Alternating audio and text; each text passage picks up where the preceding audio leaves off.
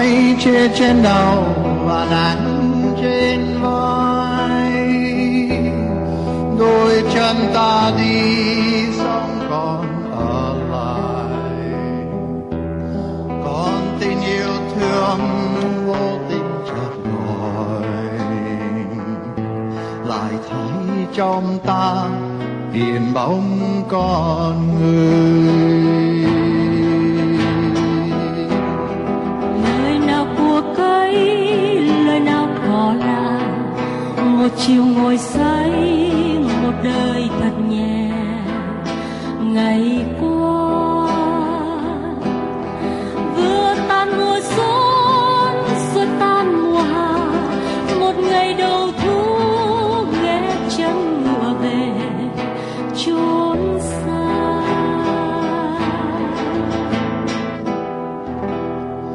Nghe mưa nơi này lại nhớ mưa xa, mưa bay trong ta bay từng hạt nhỏ. Trăm năm vô biên chưa từng hồi ngộ, chẳng biết nơi nào là chốn quê nhà. Trong khi ta về lại nhớ ta đi, đi lên non cao, đi về biển rộng. Đôi tay nhân gian chưa từng độ lượng, một sớm mai kia lại tiếc xuân thi.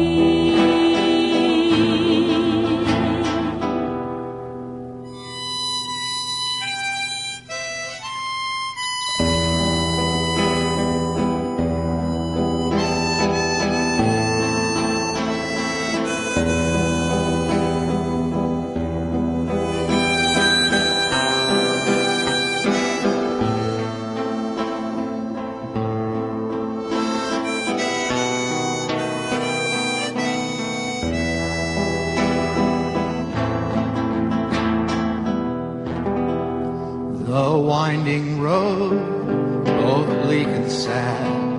One side new grass, the other's old trees, long past. Each sunset's call is that of the grave. In the fast stream, one hears the call of the sea.